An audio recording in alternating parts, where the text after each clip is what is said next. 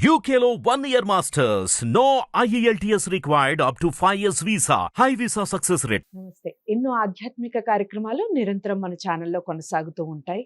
నాకు గురు సమానులు, తండ్రి సమానులు, మనందరికీ పూజనీయులు గురువుగారు శివప్రసాద్ గారు రాశి ఫలితాల ద్వారా మనందరికీ మాసానికి సంబంధించిన పూర్తి వివరణ ఇస్తారు. మేషరాశి మొదలు మీనరాశి వరకు వివిధ రాశుల వారికి ఏ విధంగా ఉంది గ్రహస్థితి, ఏ పరిహారాలు పాటించాలి, ఏ దిక్కులు కలిసి వస్తాయి, ఏ రంగులు వేసుకుంటే చాలా బాగుంటుంది, ఈ విషయాలన్నీ కూడా వివరణాత్మకంగా వివరిస్తారు. ఇక మీకు ఏమైనా డౌట్స్ ఉన్నా లేదా గురువు గారిని పర్సనల్గా కలవాలి అనుకున్నా స్క్రీన్ మీద కనపడే నెంబర్కి కాల్ చేయొచ్చు. నమస్కారం గురువుగారు. ఆశీర్వచనం తల్లి. గురువుగారు, మొట్టమొదటిగా మేషరాశి సెప్టెంబర్ మాసానికి సంబంధించి మేషరాశి వారికి ఏ విధంగా ఉంది వివరించండి. శ్రీ మహాగణాధిపతయే నమః. ఐం మహాసరస్వత్యే నమః. శ్రీ లలితాంబికాదేవ్యే నమః. సెప్టెంబర్ మాసము అంతా కూడా మేషరాశి వారికి అనుకూలవంతమైనటువంటి ఫలితాలుగానే ఉన్నాయి. మామూలుగా సోదరుల వలన కానీ,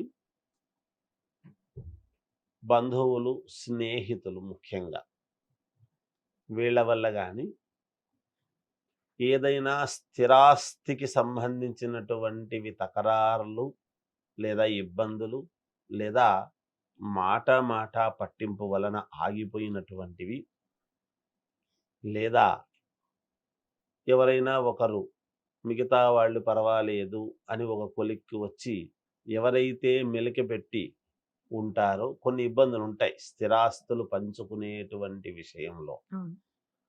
ఎవరి వల్లనో ఒకరి వల్ల ఇందులో నాకు ఏదో భాగం ఉంది, నాకు ఇవ్వాలి, ఇంకో రకంగాను ఇలా ఏదో అనేటువంటి వాళ్ళు ఉంటారు. ఈ మామూలుగా సోదరులతోనే కదా మామూలుగా భాగ పరిష్కారాలు అంటే వచ్చేటివి స్థిరాస్తులు అంటే. వాటిని స్నేహితుల వలన, బంధువుల వలన వీళ్లకు మధ్యవర్తిత్వము లాంటిది చేసి మేలు చేసే అవకాశము ఉన్నది ఈ మాసంలో వీళ్ళకు. అలాగే ధనము రావటము, ఆదాయం రెగ్యులర్గా వస్తూ ఉండేటువంటిది యథావిధిగా వస్తుంది గాక, ఏమి ఇబ్బందులు ఉండవు. అలాగే అధిక శ్రమ అనేటువంటిది ఉంటుంది వీళ్ళకు.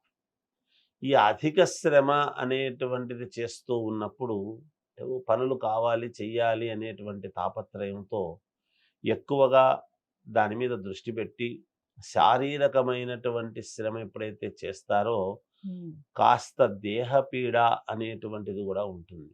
అంటే శరీరానికి ఏదో చిన్నపాటి అలసత్వము, లేకపోతే ఏదో ఇక్కడ నొస్తుంది అక్కడ నొస్తుంది అని డాక్టర్ దగ్గరికి వెళ్ళడము, ట్యాబ్లెట్ తీసుకోవడం లాంటిది కానీ వెంటనే చూపించుకోగానే మళ్ళీ రికవరీ కావటం, ఆందోళన చెందాల్సినంతటి పరిస్థితి అయితే ఏమీ లేదు ఆరోగ్యపరంగా. కాకపోతే శ్రమ అధికంగా చేస్తే ఎవరికైనా కొంచెం ఇబ్బందే కదా. దాని వలన వచ్చేటువంటి శారీరకమైనటువంటి రుగ్గుమతలు అంటారు, చిన్న చిన్న ఇబ్బందులు కలగవచ్చును అని. అలాగే చదువుకునేటువంటి విద్యార్థులు మాత్రం చాలా యోగవంతముగా ఉన్నది.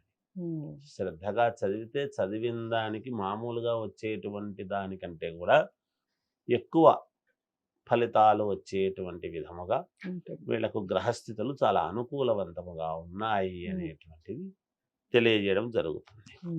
అలాగే దూర ప్రయాణాలు చేసేటువంటి వాళ్ళు ఏదైనా ప్రయాణాలు చెయ్యాలి అని అనుకున్నప్పుడు వాహనాల వలన ఇబ్బంది.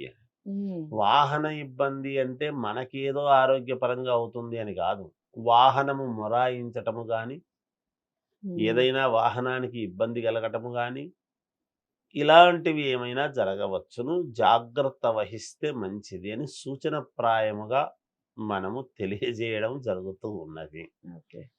అలాగే రాజకీయాలలో కొత్తగా మేము రాజకీయాల్లోకి వెళదామా వద్దా అని ఆందోళన ఆలోచన చేసుకునేటువంటి వాళ్ళు తప్పనిసరిగా వెళతారు, వెళ్ళవచ్చును. చాలా మంచి అనుకూలతలు ఉన్నాయి. అది వాళ్ళ వ్యక్తిగతమైనటువంటి జాతకాన్ని పరిశీలన చేసుకుని వెళితే యోగవంతముగా ఉంటుంది అనేటువంటిది ఒకటి. అలాగే కాస్త ఇంట్లో గాని లేదా వీళ్ళు పోతూ బయటికి ఎక్కడికైనా వెళుతూ ఉన్నప్పుడు గాని కొంత అజాగ్రత్త వలన ఏదైనా వస్తువులు పోగొట్టుకోవడం గాని లేదా వాహనాలు అంటే బండి పోగొట్టుకోవడము లేకపోతే సైకిల్ పోగొట్టుకోవడము ఇలాంటివి ఏదో వాహనము చోరత్వము జరుగుతుంది, అలాగే కొంత ఇంట్లో వస్తువులు చోరత్వం జరుగుతాయి అనేటువంటిది ఉన్నది. జాగ్రత్తగా ఉంటే మంచిదే. గురువుగారు చెప్పారు ఏం జరగలేదే అని అనుకోనక్కర్లేదు. మీరు అప్రమత్తంగా ఉంటే జరగకూడదనే కదా దాని అర్థం. అందరికీ జరుగుతుంది అని కాదు. ఈ రాశి వాళ్ళు ఎంతమంది ఉంటే అందరికీ ఇదే జరుగుతుందని అవకాశాలు ఉన్నాయి కాబట్టి జాగ్రత్త వహించండి అని ముందుగా మనం తెలియజెప్పడం జరుగుతుంది. అలాగే పోగొట్టుకున్నటువంటి వస్తువులు ఏవైతే కొన్ని ధనం కావచ్చు, ఎవరికన్నా ఇచ్చి ఇరుక్కున్నదో, లేకపోతే మనం అనవసరంగా అక్కడ పెట్టామే రాలేదే దాంట్లో పెడదాం అనుకున్నాం మనము, లేదా ఈ వ్యాపారంలో పెట్టాము రాలేదే అని కానీ ఇలా వస్తువులు ఏదైనా అంటే బంగారు వస్తువు కావచ్చు, వెండి వస్తువులు కావచ్చు, ఇలాంటివి ఏవైనా కావచ్చు, లేదా డాక్యుమెంట్స్ రూపంలో కావచ్చు, ఇలాంటివి పోగొట్టుకున్నాము అనేటువంటి బాధతో ఉండేటువంటి వాళ్లకు అవి మళ్ళీ మీకు దొరకడం అనేటువంటిది జరుగుతుంది. మంచి వార్త. ఏదో ఒకటి దొరుకుతుంది మీకు ఖచ్చితంగా. ఏది పోగొట్టుకుంటే అవి దొరికే అవకాశాలు ఉన్నాయి అనేటువంటిది దీనికి పరిపూర్ణముగా తెలియజేయవచ్చు. ఏది ఏమైనా మేషరాశి వాళ్లకు అనుకూలవంతముగా ఉన్నది అనేటువంటిది తెలియజేస్తున్నాను.